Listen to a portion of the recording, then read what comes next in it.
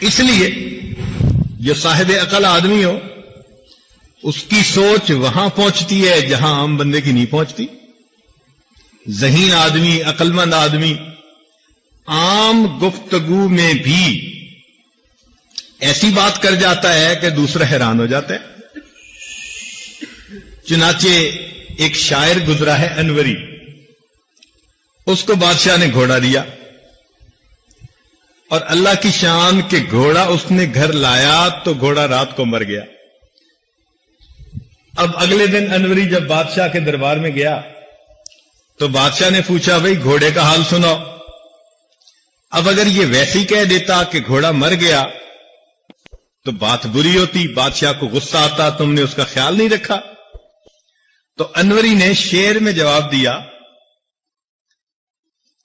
یوں کہتا ہے، شاہ اسپے بانوری بخشید باد سر سر بگرد او نہ رسید، کہ بادشاہ نے انوری کو ایسا گھوڑا دیا کہ تیز ہوا بھی اس کی گرد کو نہیں پہنچتی.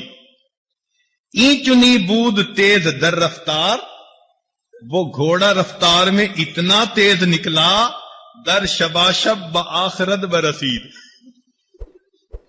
ایک ہی رات میں آخرت ہی پہنچ گیا. تو بادشاہ نے خوش ہو کے اس کو دوسرا گھوڑا انعام دے دیا.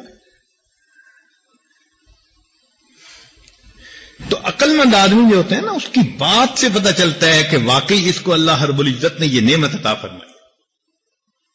حضرت اللہ عنہ کے پاس ایک آدمی آیا، کہنے لگا حضرت ماذن نکاح، یہ نکاح کیا چیز ہے؟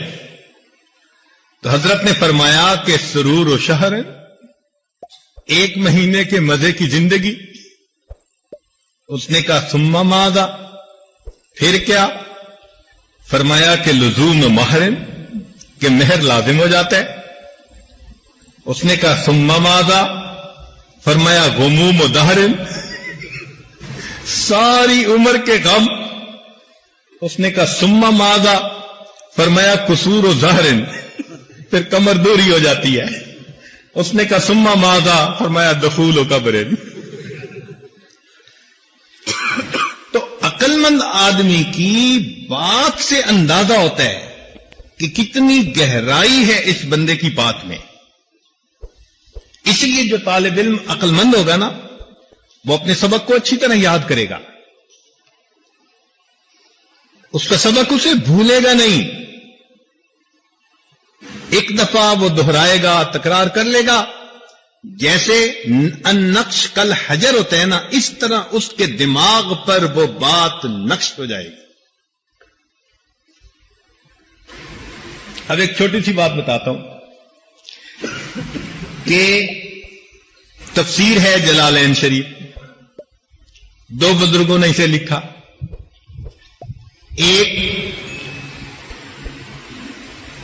جلال الدین سیوطی رحمت اللہ علیہ اور ایک جلال الدین محلی رحمت اللہ علیہ. ایک نے بھی 15 پارے لکھے اور دوسرے نے بھی 15 پارے. تو طلباء اکثر بھول جاتے ہیں کہ محلی نے کون سے لکھے اور سیوطی نے کون سے لکھے. اب اس کو یاد رکھنا مشکل کام نظر آتا ہے، بھول ہو جاتی ہے. اس کا ایک آسان سا نقطہ بس بتا دوں کہ سیوطی کی سین اور محلی کی میم. تو سین اور میم میں سے پہلے کون سی ہے؟ سین آتی ہے نا حروف ابجد میں، میم بعد میں آتی ہے. تو معلوم ہوا کہ سیوطی نے الف لام میم سے لے کر 15 پارے لکھے اور محلی نے فاتحہ اور کہف سے لے کر آخر تک لکھ دی. اب یہ دیکھو، یہ اس کو عقل کہتے ہیں کہ ایک نکتہ ایسا نکال لیا کہ اس کے بعد آپ کو پوری زندگی یہ بات بھول نہیں سکتی. چنانچہ حدیث پاک میں آتا ہے کہ نبی علیہ السلام جب معراج پر تشریف لے گئے تو ہر آسمان پر کسی نہ کسی نبی علیہ السلام سے ان کی ملاقات ہوئی. اب 7 آسمان پر کن کن سے ملاقات ہوئی، یہ 7 نام یاد رکھنے بڑے مشکل. جب بھی یاد کریں بھول جاتے ہیں. کیسے یاد کریں؟ اب ایک نکتہ سن لیجئے کہ ان تمام انبیاء کے جو نام ہیں ان کے پہلے حروف کا ایک لفظ بنا دیا، آیاہما۔ اب ایک لفظ یاد کر لیں، آیاہما، تو پہلے الف سے آدم علیہ السلام، پھر عین سے عیسیٰ علیہ السلام، پھر یا سے یحییٰ علیہ السلام، پھر الف سے ادریس علیہ السلام، پھر ہا سے ہارون علیہ السلام، پھر میم سے موسیٰ علیہ السلام، اور آخری الف سے ابراہیم علیہ السلام۔ اب ایک لفظ سے آپ کو 7 نام ایک مرتبہ یاد ہو گئے، یہ عقل ہوتی ہے۔ تو اچھے طالب علم کیا ہوتے ہیں کہ وہ بھی جو نکات ہوتے ہیں نا اپنے اسباق کے، ان کے ایسے لفظ بنا لیتے ہیں، اشارے بنا لیتے ہیں کہ پورا کا پورا سبق 1-2 لفظوں میں سمٹ کے آ جاتا ہے۔ یہ عربی پڑھنے والے طلباء ماشاءاللہ بڑے ذہین ہوتے ہیں۔ آج کل عام ایک تعصب بن گیا ہے کہ جی عربی پڑھنے والے طلباء تو وہ ہوتے ہیں کہ جو اور کچھ کر نہیں سکتے۔ ایسی بات نہیں ہے، یہ تعصب بہت پہلے کا ہے۔ شاہ عبد العزیز رحمت اللہ علیہ اپنے مدرسے میں تھے، دہلی میں جامعہ امینیہ مدرسہ تھا، تو وہاں پر تھے تو ایک انگریز آ گیا، وہ آ کر حضرت سے کہنے لگا کیا آپ مدرسے میں بچوں کو پڑھاتے ہیں؟ آپ کے بچے کیا بن کے نکلتے ہیں؟ آپ ان کو انگریزی پڑھائیں، سائنس پڑھائیں، ان کی عقل کھلے گی، ذہن کھلے گا۔ اور دیکھو ہم اپنے بچے کو انگریزی پڑھاتے ہیں تو میرے بچے کی عقل بہت تیز ہے۔ تو جب اس نے اپنے بیٹے کی طرف اشارہ کیا نا کہ میرے بیٹے کی عقل بہت تیز ہے، تو حضرت نے اس انگریز کے بیٹے کو بلایا، قریب وضو کرنے کا تالاب تھا، تو حضرت نے اس بچے سے کہا کہ اچھا بھائی بتاؤ کہ اس تالاب کے اندر کتنے پیالے پانی ہیں؟ اب وہ انگریز کا بچہ منہ دیکھنے لگ گیا، وہ کیا بتائے کہ تالاب میں کتنے پیالے پانی؟ حضرت نے ایک طالب علم کو بلا لیا،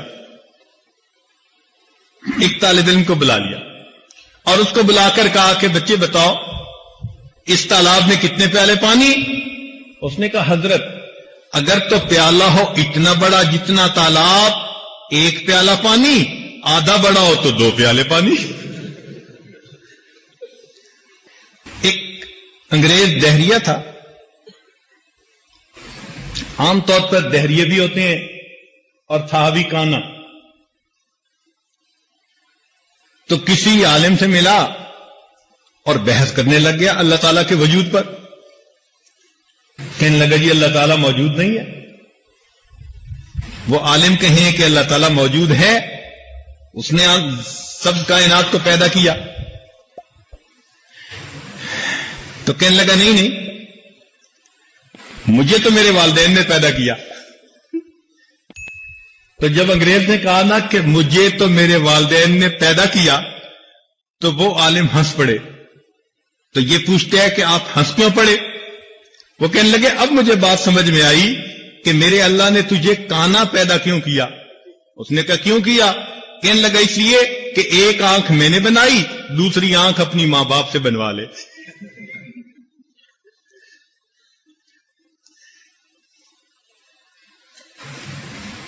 تو جو ذہین آدمی ہوتے ہیں نا، پھر بات چیت میں بھی سوال کا جواب وہی دے جاتا ہے۔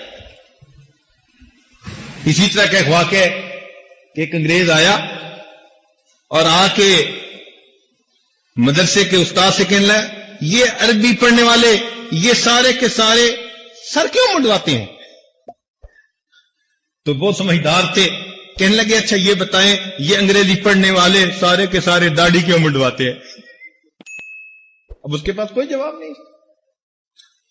تو مطلب صرف ان باتوں کے کرنے کا کہ جس کو اللہ رب العزت نے یہ نعمت دی ہوتی ہے نا، وہ بات کی تہ کو پہنچتا ہے اور بندے کو اس کا جواب دے دیتا ہے۔ ہمارے یہاں کا ایک مشہور واقعہ ہے کہ پہلے زمانے میں یہاں انگریز رہتے تھے، تو وہاں نوکر تھا ہمارا ایک دیسی بندہ یہیں کا، تو کسی بات پہ وہ غصے ہو گیا اور غصے ہو کے کہتا ہے کہ جاؤ جہنم میں. تو وہ بیچارہ نوکر تھا، وہ باہر چلا گیا. تو تھوڑی دیر کے بعد پھر واپس آیا، آنا ہی تھا. تو انگریز نے پوچھا تجھے میں نے کیا کہا تھا؟ انہوں نے کہا جی آپ نے کہا تھا جاؤ جہنم میں. پھر گئے کیوں نہیں؟ کہنے لگا جی میں باہر تو نکلا تھا تو وہاں سب انگریزوں نے قبضہ کیا ہوا ہے، مجھے کوئی جانے ہی نہیں دیتا. سلطان عبد الحمید ترکی کے بادشاہ گزرے ہیں، بہت نیک آدمی تھے. اور اللہ کی شان کہ ترکی جو ہے نا وہ چاروں طرف سے یورپ میں گھرا ہوا ہے، چاروں طرف سے. چنانچہ ایک مرتبہ جرمنی کا بادشاہ اس سے ناراض ہوا تو ناراضگی میں اس نے خط لکھا. اس نے کہا کہ تم ہمارے درمیان اس طرح گھرے ہوئے ہو جس طرح کے دانتوں کی مضبوط دیوار کے اندر زبان گھری ہوتی ہے. یعنی اس کو دھمکی دینا مقصد تھا کہ تم ہمارے درمیان اس طرح گھرے ہوئے ہو جس طرح دانتوں کی مضبوط دیوار کے اندر زبان گھری ہوتی ہے. تو سلطان حبیب نے جواب دلوایا کہ جناب دانت ہمیشہ گر جایا کرتے ہیں، زبان کو کچھ نہیں ہوا کرتا. تو بندہ غور کرے تو ہوتا تو ایسے ہی ہے نا کہ وقت کے ساتھ ساتھ زبان تو کچھ نہیں ہوتا اور دانت تو پھر ٹوٹ ہی جاتے ہیں. تو جس کو اللہ رب العزت نے یہ نعمت دی ہو، چنانچہ ایک عالم تھے تو ان کو ایک انگریز کہنے لگا آؤ ہم تم ایک متفقہ بات پہ عمل کر لیں. اس نے کہا کیا؟ کہنے لگا کہ میں بھی عیسیٰ علیہ السلام کو مانتا ہوں، تم بھی عیسیٰ علیہ السلام کو مان لو، عیسائی بن جاؤ، بس ہم تم متفق ہو جائیں گے. اب یہ بات کتنی اس نے عجیب کی، لیکن وہ طالب علم ذرا سمجھدار تھا. کہنے لگا کہ متفق اس کو نہیں کہتے کہ تم عیسائی ہو اور میں بھی تمہارے ساتھ ہو جاؤں تو ہم دو متفق ہوئے، تو دو کی جگہ تین متفق کیوں نہ ہو؟ اس نے کہا تین کیسے؟ اس نے کہا دیکھو میں بھی نبی علیہ السلام کو مانتا ہوں، پیغمبر اپنا، اور تمہارے نبی علیہ السلام نے بھی ہمارے پیغمبر کو مانا، من بعد اسمہ احمد، تو انہوں نے بھی تسلیم کر لیا. اب تم بھی اگر مسلمان ہو جاؤ تو ہم تینوں ایک بات پر متفق ہو جائیں گے. سو دو کی بجائے تین متفق کیوں نہ ہو؟ تو جس کو اللہ رب العزت نے یہ نعمت دی ہوتی ہے وہ پھر آگے بات کا بھی جواب دے سکتے ہیں. یہ ایسے ہی ہے جیسے ایک انگریزی جان نے پوچھا تھا کہ بتاؤ آسمان پہ عرش پہ ستارے کتنے ہیں؟ تو طالب نے کہا کہ مجھے تو نہیں پتا. کہ خاک پڑھتے ہو، تمہیں عرش کے ستاروں کا نہیں پتا؟ اس نے کہا جی اچھا آپ بتائیں سمندر میں مچھلیاں کتنی ہیں؟ کہتے ہیں مجھے بھی نہیں پتا. اس نے کہا تمہیں فرش کا پتہ نہیں، تم عرش کی باتیں کرتے پھرتے ہو. اس عقل کو استعمال کرنے سے انسان اپنے علم سے فائدہ اٹھا سکتا ہے. چنانچہ شاہ جہاں کا ایک بیٹا تھا، شاہ جہاں کے بیٹوں کو پڑھانے کے لیے ایک استاد آتا تھا، سعد اللہ خان اس کا نام تھا، اور تھا طالب علم، غریب گھرانے کا تھا، بچوں کو اچھا پڑھاتا تھا، بچے بڑے خوش ہوتے تھے. چنانچہ بچوں نے اپنے والد کے سامنے تذکرہ کیا کہ ہمارا جو ٹیوشن پڑھانے والا ہے نا وہ بڑا ذہین اور اچھا ہے. تو بادشاہ نے اس کی چیکنگ کے لیے اس کو لائبریری کا انچارج بنا دیا کچھ دنوں کے لیے.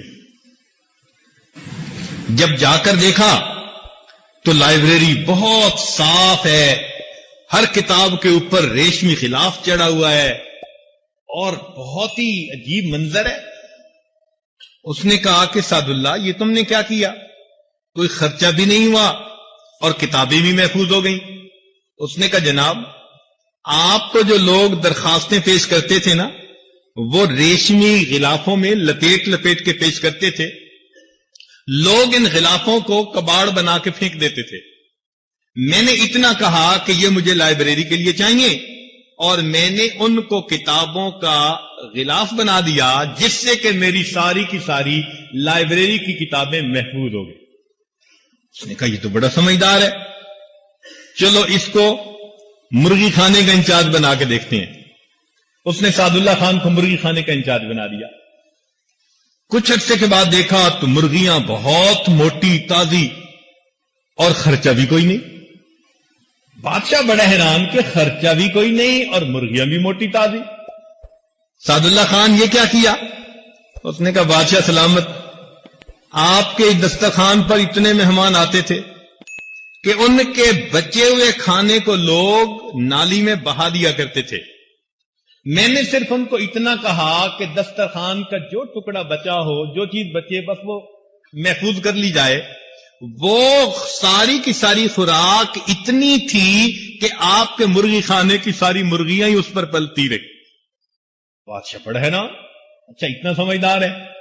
اللہ کی شان کہ اسی دن شاہ جہان کے خط ملا بادشاہ ایران کا. بادشاہ ایران نے خط لکھا تھا کہ تم اپنا نام بدلو اس لیے کہ تم شاہ ہند ہو. تم اپنے آپ کو شاہ جہاں کیوں لکھتے ہو؟ شاہ جہاں کا تو مطلب کہ تم ہمارے ملک کے بھی بادشاہ ہو. اگر تم نے نام نہ بدلا تو میں تمہارے ملک پہ چڑھائی کر دوں گا. اب شاہ جہاں بڑا پریشان کہ کروں تو کیا کروں. اس کے ذہن میں خیال آیا کہ وہ سعد اللہ جو ہے اس سے میں بات کرتا ہوں. چنانچہ سعد اللہ کو بلا کر کہا کہ دیکھو بھائی ایک مصیبت آ پڑی ہے. سعد اللہ نے اس کا جواب لکھوا دیا فارسی میں. جب بادشاہ کو ملا تو ایران کا بادشاہ بہت مطمئن ہو گیا. اب بادشاہ کو بڑی حیرانی ہوئی کہ بھئی اس نے جواب میں لکھا کیا ہے. تو اس نے سعد اللہ کو بلا کے پوچھا کہ سعد اللہ تم نے جواب میں کیا لکھا؟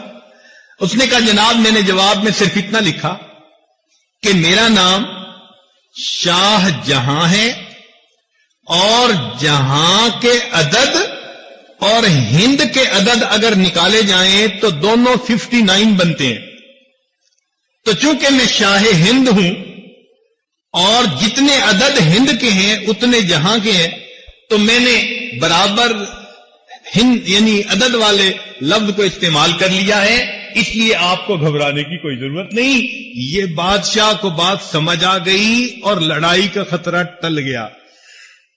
نتیجہ کیا ہوا کہ اس نے سعد اللہ کو اپنا وزیر بنا لیا. چنانچہ شاہ جہان کے دور میں سعد اللہ خان بہت عزت والا وزیر گزرا ہے. تھا طالب علم.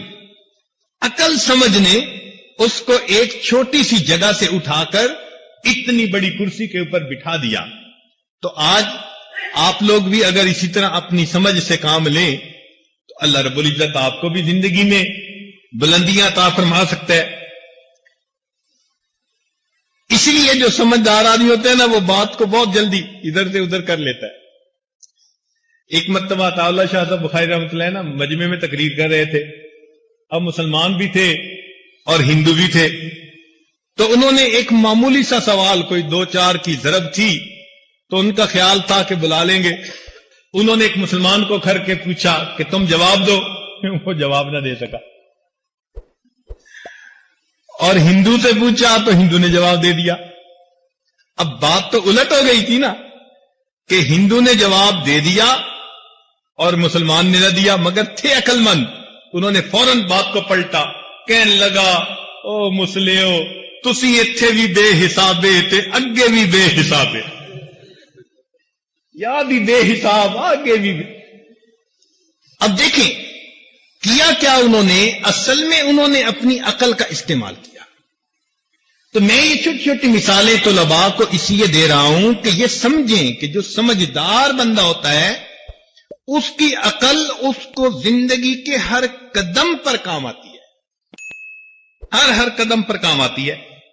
اس لیے یہ نعمت اللہ رب العزت جس کو عطا فرما دے وہ اللہ تعالی کا شکر ادا کرے. چنانچہ کہتے ہیں کہ ایک مسلمان عالم تھے مگر نابینا تھے.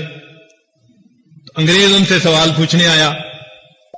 انہوں نے کہا کہ بھی اس میں بھی حکمت ہے, اس میں بھی حکمت ہے, اس میں بھی حکمت ہے. تو اب اس کو بڑا غصہ آیا انگریز کو. اس نے کہا اچھا یہ بتاؤ تم جو اندھے ہو تو تمہارے اندھے پیدا ہونے میں کیا حکمت ہے؟ تو وہ کہنے لگے کہ میرے اندھے پیدا ہونے میں یہ حکمت ہے کہ تیرے جیسے بندے کی شکل نہ دیکھ سکوں۔ اس کو کیا کہتے ہیں؟ اس کو کہتے ہیں انسان کی سمجھ، انسان کی عقل۔